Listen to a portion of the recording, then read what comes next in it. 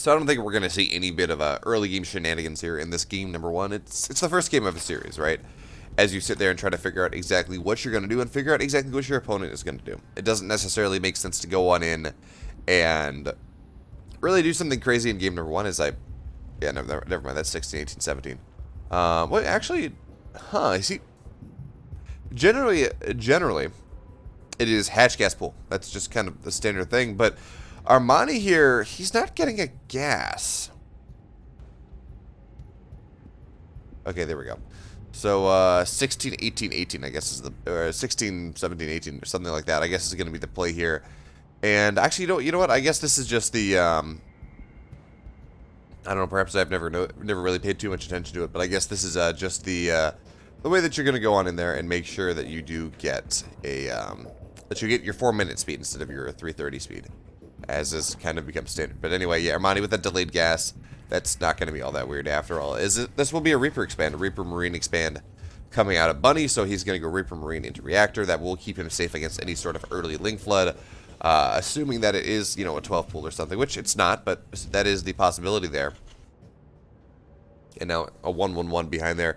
That second gas makes me think that we might see something a little bit interesting here from Bunny, but we're going to have to find on out. Is now, well, the Reaper's going to try to find its way on in, but actually nice potential surround here. Oh, fantastic surround here from Armani. He's going to do a decent amount of damage to this Reaper before it is going to be forced on back.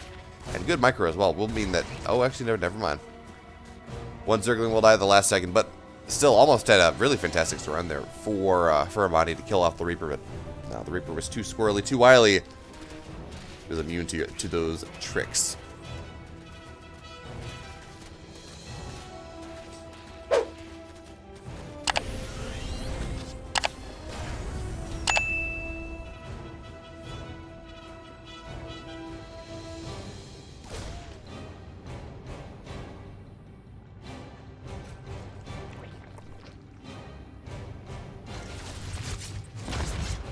Alright, so once again, we will see the Reaper dive in, dive out, dive all around, because, well, that's a little bit of fun. More importantly, though, it's a scout. He's saying, oh, do you still have drones? Are you still building drones into your natural mineral line? Are you going for some sort of all-in? Now, granted, honestly, Zergs don't all-in nearly as much as they used to, right? It doesn't feel like a lot of Zerg all-ins are all that good. Because of the propensity Terrans have for opening up with Hellion Banshee, something like that. So now we will have the two Hellions and the Reaper. They're going to try to dive on in here 4 seconds before speed is done. And that does mean that there's a propensity for damage. All of the Zerglings have died, but with the Queens here, yeah, this is not going to get too much done here. Both Hellions will die. No, one will escape, unlike 1 HP. But of course, this is Hellion Liberator, and we have, yeah, okay, there we go, 5 Hellions. That was 6. Yeah, so this is Hellion Reaper, or Hellion Liberator, excuse me, that is going to find its way on the map here. And we do have Stim on the way behind this. So confirmed here, Bunny is going for Bio, he's not going for Mech, which does not surprise me in the slightest. Very few people play Mech at this point in the game. Unless you're Innovation occasionally, or Gumio more commonly. I mean, Gumio is not back from military yet, so that's not really a thing. Anyway, we have these Hellions. They are sharking around here and trying to take advantage of the fact that, well, a couple Queens are distracted with the Liberator, so maybe they can get something done here, but no. They say, okay, we're going to take too much damage, not really going to be worthwhile. And anyways, the goal of these Hellions, not necessarily to get a lot of drone damage. I mean, it's going to be nice if they do, but really the goal there is to keep the APM of Armani distracted and to knock off any creep if they're able to do so. I mean, if they get a Queen, that's fantastic, but they're not going to get a Queen.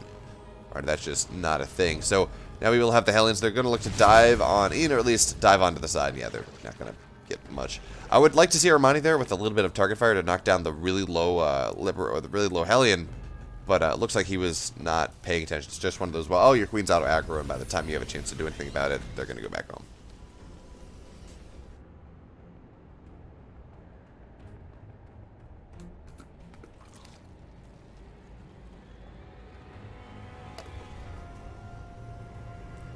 So it's interesting, we will have Armani playing a full Ling Bane style here in this game number 1, and this is a style that's actually become a lot more popular in the last, I want to say 2 weeks. It's not something I saw a ton of, and then I guess with the enhanced levels of Terran aggression, maybe, the higher propensity for innate racks, we've started to see this more and more. Or at least I have. So we have Baneling Nest. It's about halfway done. It will time on up with the lair just perfectly. So Baneling speed will get started here right as the lair does complete. And it's going to be 1-1 from Armani with a bit of an advantage here over the 1-1 of Bunny. And look at this, though. Armani using all of his Hellions to clean up all this creep on the right-hand side, a.k.a. the position he wants to push from before his army does even get there. So that's going to be really nice. Does give him the time to deal with this creep and give it time to recede before he does start his push. But look at this. We're just going to have a massive run by coming on in. Armani says, to hell with this. I don't want you to even get a push up. I'm just going to go kill you right now. So the tanks are going to siege on up, start shelling away. This Liberator's not going to get anything done. 3 queens and us 4 are saying no, no, no to that. 7 SCVs have died. And, well, now we have the bio coming on in here. There is enough Banelings for now. And, yeah, that should be it for the time being. Actually, Armani's just giving this patch up, it looks like. Huh. Yeah, I guess he doesn't really want to take this fight before speed is done, so he's just going to move all of those drones over to his 4th base, whatever. No big deal. Once again, we have the run-by coming on in. Man, Armani, he is not quitting with this, but there are a bunch of Marines and a tank on the ramp, so it's not really going to be all that successful on into the main base, but it may be successful on the 3rd base, and there we go. We're going to start to see a couple more... Nope, okay. It's just going to be for a surround instead, but look at this. This is something we've seen Terrans do more and more often as of late. You go on in there and you defend your tanks with your Hellions. That does make it harder for the Zerglings to really get on top of it. But these Zerglings should be able to deal with the reinforcements, I believe. Actually, Armani's not really going to do anything with it for the moment, and that just means Bunny's going to find this instead of the other way around. That being said, though, that means reinforcements are not joining the army, and with this tank here, yeah, these Zerglings are not going to get too much done, but that has given Armani license to really get on top of things here. The tanks, well, they're going to go on down here. The bio, it's going to go on down. Notice Armani, he's putting his Banelings near the tanks, so they do not take any tank shots. The Banelings are able to stay alive for the most part. Armani had the break, and he's now has room to drone up once again. He's going to go up to probably about 76 workers, give or take. He's got his 4 bases. He's getting his gas on his 4 bases. His 2-2 is on the way again in advance of the Terran. And, well, Armani also has vision of this, by the way. So he knows exactly where the Terran army is. But we're going to have another tank siege done up. And once again, that's just an annoying position. I'm really surprised we didn't see Armani commit to knocking down those rocks earlier on.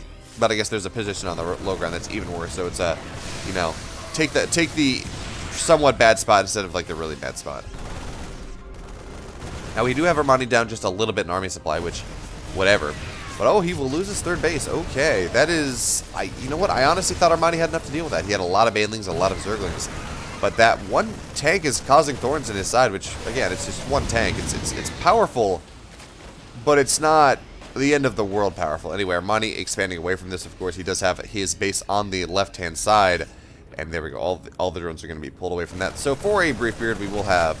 that big income advantage there for Bunny. And actually the Baneling Nest is going to go down too. Armani a little bit slow on the upkeep to start that Baneling Nest once again. So all the Banelings he has, or all the Banelings he will have for the next 45 seconds, next however long a Baneling Nest builds, which I don't necessarily remember at the moment. Anyway, we will have Armani come spilling on in once again, trying to deal with this drop. But a lot of his tech was around that 3rd base. Right, his Baneling Nest was there. His Infestation Pet is still there. So he's just going to get a hive before anything does get started here. And I'm rather surprised we don't see a Hydra Den. We don't see a Lurker Den. This is Armani going straight on into just Ling Bane Ultra. We're not going to see any Hydras. We're not going to see any Lurkers, which it really does seem to be the style of the day. More than anything else, not Banelings are going to try to take this fight. But I don't know. Armani seems a little bit indecisive. It's like, okay, you stream your Zerglings on it, and you take some losses. But at the very least, you make your Banelings connect. And that's not really happening here. As now, we do have a full-on flank coming on in, but some of the Banelings are lagging behind. And this pre-split from Bunny is absolutely fantastic. But it looks like at the end of the day, Armani's just going to have barely enough here. Zerglings will get this around. As this was the... Actually, it wasn't even the 2-2 timing because, well, Bunny does have his 2-2 as well. And Bunny will be forced back here. But again, fairly good trade there for Bunny. He still does have a 20 army supply lead.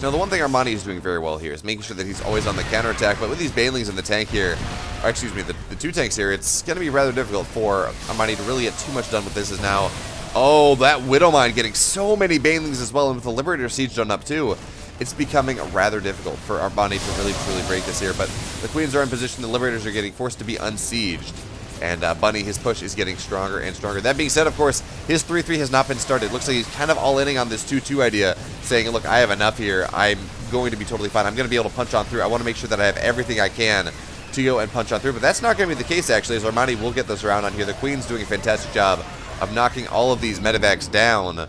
And that's going to be a really good hold there for Armani, even as the Rally of Bunny continues to stream on in. But there we go. 3-3 is going to be here in advance of the Terrans. Oh, a couple medevacs are going to go on down, but here it's a bunch of bio fighting a bunch of Queens. And yes, Queens have transfuses, but it's 2-2 stim bio, right? The Queens are not going to be all that useful. And oh, the Widowmine's going to be able to get off as well. So now, yes, there are no medevacs here with this push. Not really, there are only 2. But that's going to be it. Bunny with his rally is going to push on through. GG Bunny. Here we are spotting in the bottom right in the blue, of course, for Team NV up 1-0 in this best of 3. He is Bunny.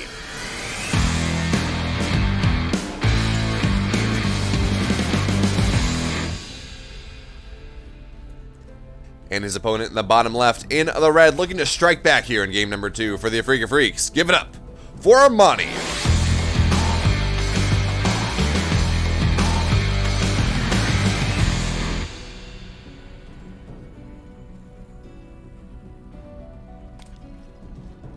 And what are we going to see here in this game number 2? Armani, he didn't take any damage from the 2 Hellion dives, so I'm not going to be surprised to see him do that delayed gas once again.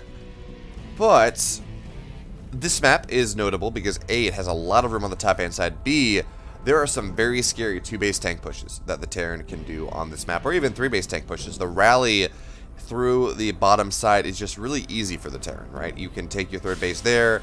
Therefore, your rally defends it. It allows for the parade push in the true classic sense of the word. So we're going to have to see whether that is going to be something Bunny looks to do, or whether, you know, he opts to take this a little bit later. I can't imagine he wouldn't. I mean, that build is just too strong on this map. And I'm not saying too strong as in the way that it's like, oh, this is broken, like you say Beckett, but it certainly is a good, it's a good build for the map.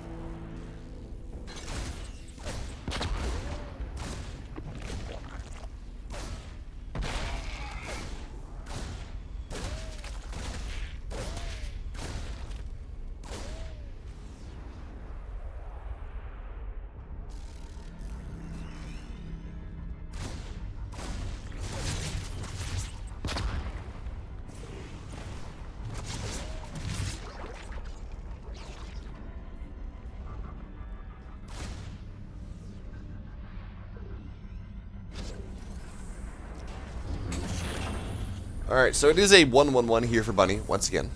As to no surprise of anyone, 1-1-1, quick 3rd base. This is a Korean Terran after all.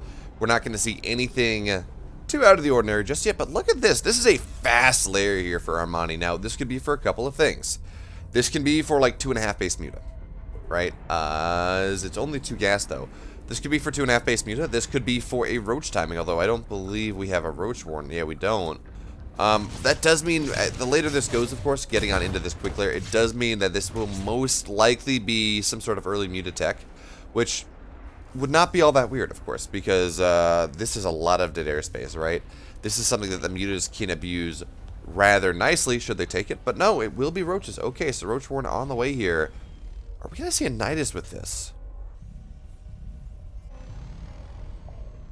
You know, it looks like we might, considering that Overlord positioning, but no, the Marine will find that. So, okay, so the lair is done. Now we're going to have to see exactly what the goal is with this. Will it be Roach Speed? Will it be a Nidus? Will it be something else? Oh, look at that. Oh, okay, that's really cool. Now, the Reaper's going to... Actually, no, Reaper's going to survive. But, oh, you bring the 2 Hellions on in with that. That's really cool. It does mean that the Zerglings that are patrolling there are not going to be as successful as they otherwise would want to be. But here we are. Now we do have the Nidus on the way, but of course there's not a lot of vision on the map here for Bunny. He doesn't really have a good Nidus position set on up yet, so we're going to have to see exactly how he opts to make use of that. Here's now the Queens are going to be in the front, and well, it's only 2 Hellions. Oh, sorry, 4 Hellions. Now this Viking is going to find his way on forward and is going to say, hey, you know what, Overlords, you should die. But we'll be not totally successful in that one, as there will be the transfuse. And we have the Nidus coming on down, but oh, this is in pure vision of Bunny here. This shouldn't work, but it's only 2 Marines and a Hellion. So, actually, are there any... No, there are no Queens at the start of this, so nothing to really transfuse this. So the Nidus will get up... Oh, won't. At the very last second, will not get up. That's... Yep, okay, GG. Bunny, he's going to take the first series.